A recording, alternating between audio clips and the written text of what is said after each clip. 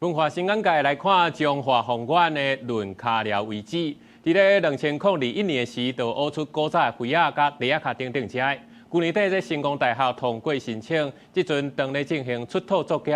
初步判断，这应该是700-800年前到17世纪这巴布萨原住民的相关聚落。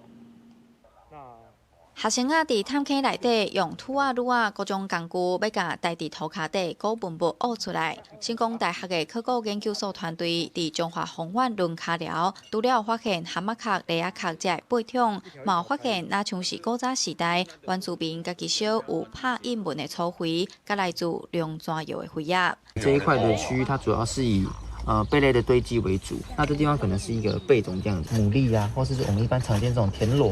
这种陶片它其实很脆弱，那通常轻轻一碰或者是一压到它就会很破碎。发现有遗物的时候，我们就要赶快去拉一个距离，尽量这样把它保存下来。成功大学表示，中华宏远论卡寮遗址甲洞口遗址过去成为道路混化工程，捌做过考古刺骨调查评估计划。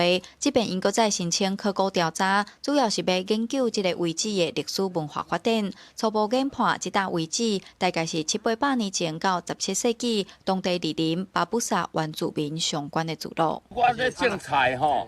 下底梨仔壳吼，会甲我抬着。我计是较早这过埔的啊。据阮即个了解，这个年代到700-800年前，一直到差不多17世纪左右，từ迄当阵的记录，这大概是二林镇这个所在的巴布扎族的二林社相关的聚落。